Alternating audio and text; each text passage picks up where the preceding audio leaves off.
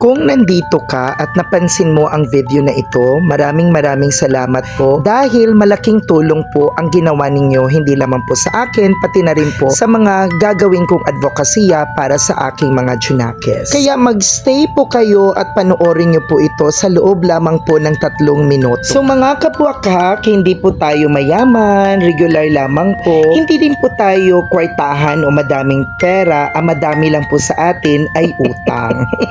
Sadyang napakaswerte ko lamang po at ang aking mga Junakes dahil may mga tao po talaga na mga generous na ready po talagang magbigay o mag-share ng kanilang mga biyaya. Tulad na lamang nito ng aking ginagawa ngayon mga kabuhaka, hindi ko po inaangkin na lahat ng mga gamit na ito ay akin po dahil ito po ay biyaya ng Panginoon na galing din po sa mga kapwa natin mga Pilipino na handang tumulong at magbigay dahil para sa kanila ay blessing na din ang makapag-share ng kanilang mga biyaya. Ang nakakatuwa din mga kabuhakak at nakakataba din ng puso dahil ang mga taong ito ay hindi nagde-demand na i-mention sila dahil para sa kanila lubos ng kasiyahan ang naibibigay at nidudulot nito kapag nakita nilang nakakapag-share sila. Lalo pat nakikita nilang lubos ang kasiyahan na ibibigay nito sa aking mga Junakes. Hindi ko naman inaasahan mga kabuhakak na sa simpleng pag-share ko po ng aking mga blessings sa aking mga Junakes ay magkakaroon din pala siya ng epekto